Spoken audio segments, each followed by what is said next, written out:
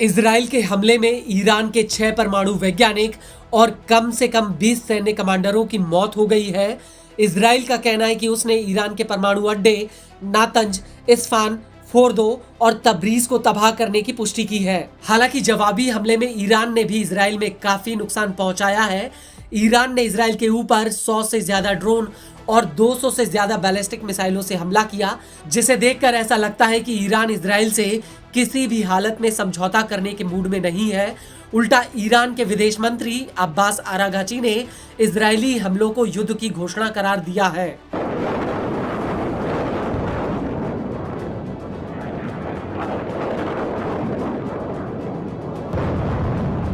लेकिन इस सब के बीच बड़ा सवाल ये है कि ईरान के परमाणु अड्डों को खत्म करने के लिए इजराइल ने जो हमले शुरू किए हैं, क्या वाकई में इजराइल हमेशा के लिए ईरान के परमाणु कार्यक्रम को खत्म कर सकता है? चूंकि इजरायली हमलों में ईरान के टॉप परमाणु वैज्ञानिकों की मौत हो चुकी है, ऐसे में ये सबसे बड़ा सवाल है।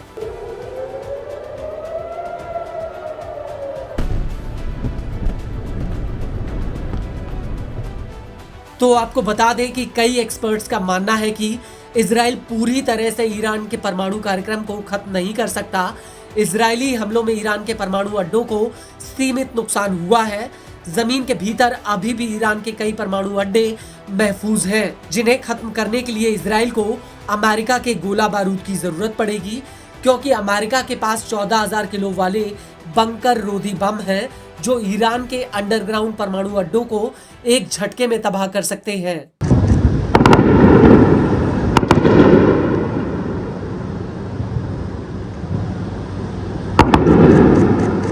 वहीं इसको लेकर Jerusalem institute for strategy and security और इजरायली सेना के खुफिया विभाग के मुखिया योसी कुपर फासर का कहना है कि इजराइल के मौजूदा हमले ईरान के परमाणु कार्यक्रम को दशकों यानी 1990 के दशक के पीछे धकेल सकते हैं, लेकिन यह ईरान के परमाणु कार्यक्रम या उसके बुनियादी ढांचे को पूरी तरह से खत्म करने में सक्षम नहीं होगा। इजरायली सेना की जासूसी विंग के पूर्व मुखिया ने दल मीडिया लाइन से कहा कि ईरान ने परमाणु कार्यक्रम को लेकर जो ज्ञान हासिल किया है, उसे मिटाना बेहद ही मुश्किल है।